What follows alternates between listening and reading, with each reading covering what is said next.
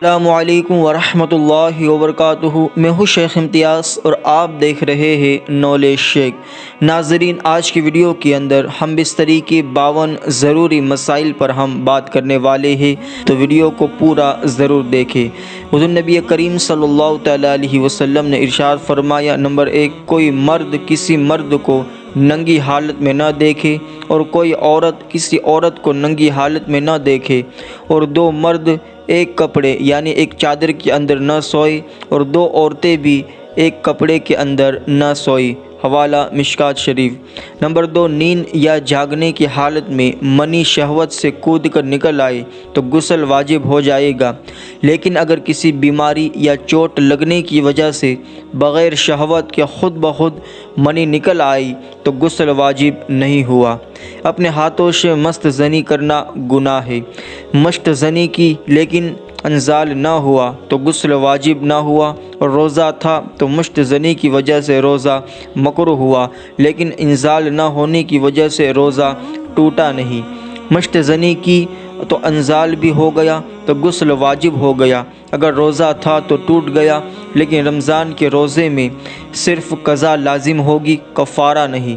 امیر المؤمنین حضرت ام سلمہ رضی اللہ تعالیٰ عنہا سے روایت ہے کہ جب کسی بھی زوجہ مطہرہ کی آنکھ میں درد ہوتا، آنکھ دکھتی، تو رسول کریم صلی اللہ علیہ وسلم اس سے ہم بستری نہ کر دے جب تک کہ تندرست نہ ہو جائے۔ اس حدیث پاک سے یہ اشارہ ملا کہ بیوی کسی بیماری کی تکلیف میں مبتلا ہو تو اس کی صحت و رغبت کا اندازہ کیے بغیر ہم بستری کرنا مناسب نہیں۔ اتباع کا کہنا ہے کہ پیٹ بھرے ہونے کی حالت میں ہم بستری نہ کرنا چاہیے، اس سے معدہ کا بیماریاں ہوتی ہے اور اس ہم بستری سے پیدا ہونے والا بچہ کن ذہن ہوتا ہے۔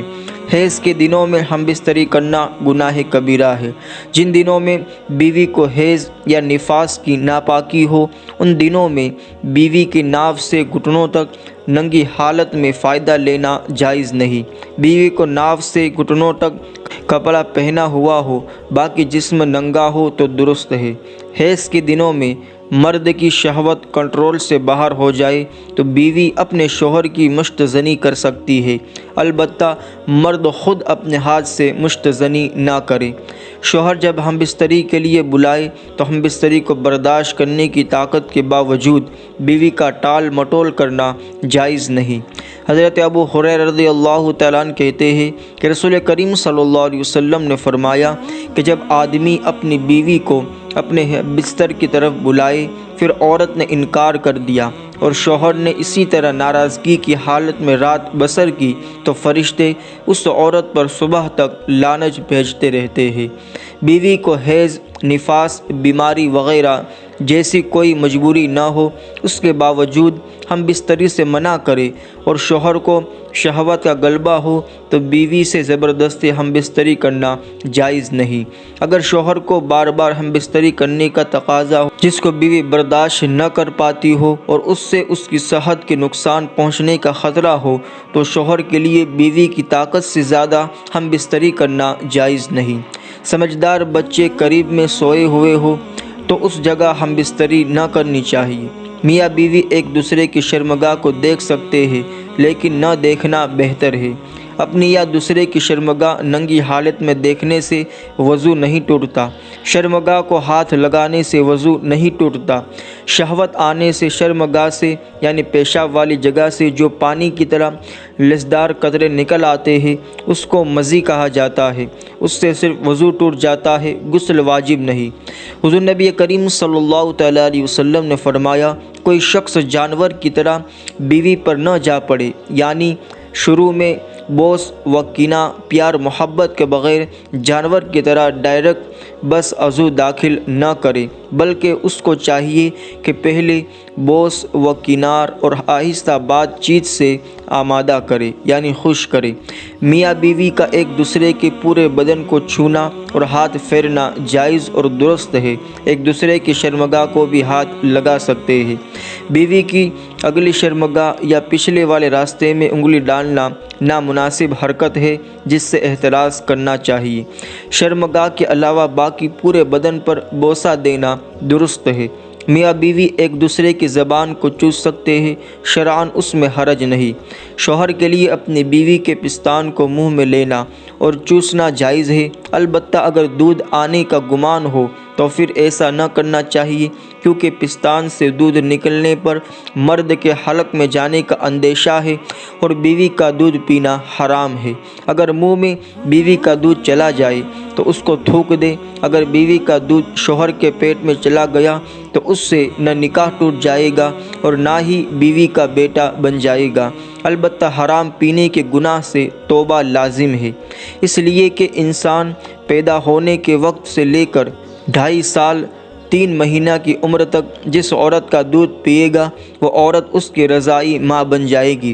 بچے کی عمر 30 ماہ سے 1 دن بھی زیادہ ہو جائے گی تو اب کسی بھی عورت کا دودھ پلانا حرام ہے، اور اب اگر کسی بھی عورت کا دودھ پیے گا تو وہ اس کی ماں نہ بن جائے گی۔ ناظرین، فتوی عالمگیری میں ہے اگر مرد اپنی بیوی کے منہ میں شرمگاہ یعنی اپنے مخصوص عضو کو داخل کر لے تو یہ مکروہ ہے۔ اس سے معلوم ہوا کہ زوجین کے درمیان شرمگاہ کو بوسہ دینا، منہ میں لینا اور زبان لگانا وغیرہ یہ سب مکروہ فعل اور بے حیائی کی بات ہے۔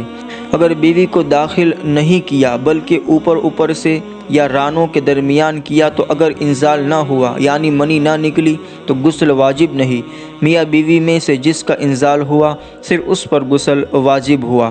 پچھلے راستے میں داخل کرنا گناہ کبیرہ ہے۔ بغیر کپڑے کے اپنی شرمگاہ بیوی کی شرمگاہ سے ملا دی اور داخل نہ کیا تو وضو ٹوٹ گیا، اگرچہ مزی تک نہ نکلی، غسل واجب نہ ہوا۔ اگر مرد نے بیوی کو صرف اتنا داخل کیا جہاں ختنہ کا نشان ہوتا ہے تو دونوں پر غسل واجب ہو گیا، اگرچہ منی نہ نکلی اور اگرچہ غبارہ یعنی کونڈم پہن کر داخل کیا۔ حیض کے دنوں میں ہم بستری کرنے سے صرف مرد پر غسل واجب ہوگا، البتہ گناہ کبیرہ ہوا۔ ہم بستری جس بھی ایکشن میں کرنا چاہو کر سکتے ہو، بس صرف ایک ہی بات کی پابندی ہے کہ ہم بستری صرف آگے والے راستے میں کی جائے، پاخانہ والے راستے میں کرنا گناہ کبیرہ ہے۔ اتباع کا کہنا ہے کہ کھڑے ہو کر صحبت کرنے سے اگرچہ مزہ زیادہ آتا ہو لیکن اس سے کمزوری بھی ہوتی ہے اور رعشہ کا مرض بھی ہو سکتا ہے۔ مرد سیدھا لیٹ جائے اور عورت اوپر بیٹھے، اتباع کا کہنا ہے کہ اس ہم بستری کے ایکشن میں مرد کے لیے نقصان ہے۔ اگر مکمل روشنی مکمل ننگی ہو کر شرمگاہ کو دیکھتے ہوئے ہم بستری کی جائے تو اس سے اولاد بے حیا پیدا ہوتی ہے، اس لیے ایسا کرنا بہتر نہیں۔ بہت ہلکی روشنی ہو، ضرورت کے مطابق کپڑے اتارے جائے، یا مکمل ننگے ہو تو اوپر چادر ہو۔ ابو اللیث نے اپنی کتاب بستان میں لکھا ہے کہ ہم بستری کے وقت زیادہ بات نہ کی جائے، اس سے اندیشہ ہے کہ بچہ گنگا پیدا ہو۔ بیوی سے ہم بستری کے وقت کسی اور غیر محرم عورت کا ذہن میں تصور کرنا گناہ ہے۔ جب مرد کو انزال ہو جائے تو بہتر یہ ہے کہ فوراً نہ ہٹے بلکہ اسی طرح کچھ دیر ٹھہرا رہے تاکہ عورت کا مطلب بھی پورا ہو جائے، کیونکہ بعض عورتوں کو انزال دیر میں ہوتا ہے۔ ناظرین، عزل کرنے کا مطلب یعنی مرد اپنی منی عورت کے رحم کے اندر نہ پہنچنے دے۔ کئی لوگوں کی عادتیں ہوتی ہیں اور ناظرین اس کی کچھ وجوہات ہیں۔ پہلی وجہ، اگر فیملی پلاننگ یا رزق کی تنگی کے خوف سے عزل کیا جائے تو جائز نہیں۔ دوسری وجہ، اگر ایسی کوئی سوچ نہ ہو لیکن کوئی مجبوری بھی نہ ہو، ایسے ہی خواہ مخواہ عزل کرے تو مکروہ ہے۔ تیسری وجہ، اگر کوئی مجبوری ہو بیوی یا چھوٹے بچے کی صحت کے لیے تو بیوی کی اجازت سے عزل کرے تو صحیح ہے۔ جب عزل کرنا آپ کے لیے جائز ہو تو 3 طریقوں میں سے جسے چاہے عزل کرے۔ پہلا طریقہ، مرد ہم بستری کے آخر میں فراغت کے وقت عضو باہر نکال دے تاکہ منی باہر خارج ہو۔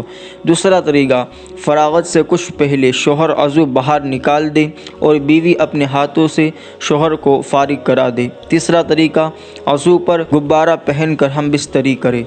مزی اور منی بھی پیشاب کی طرح نجاست غلیظہ ہے، کپڑے کو لگ جائے تو کپڑا ناپاک ہو جائے گا، اس ٹکڑے کو دھو کر پاک کرنا واجب ہے۔ ہم بستری سے فراغت کے بعد دونوں کو پیشاب کر لینا چاہیے۔ حضرت علی رضی اللہ تعالیٰ نے فرمایا، ہم بستری کے بعد پیشاب کر لے ورنہ لا علاج مرض پیدا ہوگا۔ علم طب کی کتابوں میں لکھا ہے کہ بعض وقت منی کا قطرہ پیشاب کی نالی میں اٹکا رہ جاتا ہے تو سوزن و زخم پیدا ہو جاتا ہے۔ ابو اللیث سمرقندی نے لکھا ہے کہ ہم بستری کے بعد اپنے عضو کو دھو لینا چاہیے، اس سے بدن تندرست رہتا ہے، لیکن ہم بستری کے فوراً بعد ٹھنڈے پانی سے نہ دھوئے، اس طرح بخار آ جانے کا اندیشہ ہے، اس لیے نیم گرم تھوڑا سا ہلکا گرم پانی سے دھوئے۔ اگر نیم گرم پانی نہ ہو تو اتنی دیر رک جائے کہ بدن کی حرارت گرمائش پر آ جائے تو اس کے بعد ٹھنڈے پانی سے دھونے میں کوئی حرج نہیں۔ اطباء کا کہنا ہے کہ ہم بستری کے فوراً بعد پانی نہیں پینا چاہیے، ایسا کرنے سے دمہ کی بیماری ہو سکتی ہے۔ ایک بار ہم بستری کرنے کے بعد دوبارہ ہم بستری کا ارادہ ہو تو دوبارہ ہم بستری سے پہلے غسل کرنا بہتر ہے۔ غسل نہ کرے تو وضو کرے، وضو بھی نہ کرے تو کم از کم پیشاب کر کے عضو دھو لے، ایسا بھی نہ کرے تو بھی بغیر عضو دھوئے دوبارہ ہم بستری کرنا جائز ہے۔ رات کو ہم بستری کے بعد سونا جائز ہے۔ بہتر یہ ہے کہ ظاہر نجاست کو دھو کر وضو کر کے سوئے یا کم از کم پیشاب کر کے عضو دھو کر سو جائے، لیکن فجر کی نماز سے پہلے غسل کر کے نماز پڑھنا لازم ہے۔ ایک سے زیادہ بار ہم بستری کرنے کی وجہ سے بھی ایک ہی غسل کافی ہے۔ جس انسان پر غسل واجب ہو اس کے لیے قرآن مجید کو ہاتھ لگانا، قرآن مجید پڑھنا اور مسجد میں داخل ہونا جائز نہیں، البتہ اس کے لیے اللہ تعالیٰ کا ذکر کرنا، تسبیح پڑھنا، منثور دعائیں پڑھنا اور درود شریف پڑھنا جائز ہے۔ غسل واجب ہو تو غسل سے پہلے بھی ہاتھ دھو کر کلی کر کے کھا پی سکتے ہیں۔ جس پر غسل واجب ہو وہ ہاتھ دھو کر کلی کر لے تو اب پانی پی کر کچھ بچائے تو اس کا جھوٹا پانی بھی پاک ہے، اس کا بچا ہوا پانی کوئی بھی پی سکتا ہے۔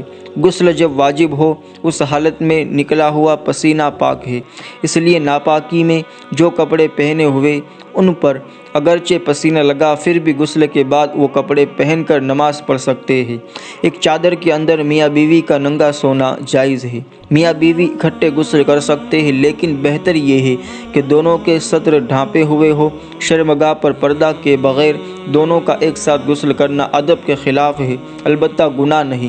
کچھ لوگ ایسے ہوتے ہیں کہ بیوی سے پہلی رات کی ہم بستری کے بارے میں دوستوں کو بتلاتے ہیں کہ میں نے ایسا کیا، یہ اتنی بار کیا۔ یہ بے شرمی کی بات ہے اور جاہلانہ طریقہ ہے۔ حضور صلی اللہ علیہ وسلم نے میاں بیوی کے درمیان خلوت کی باتیں دوستوں کو بتلانے کو ناپسندیدہ قرار دیا ہے۔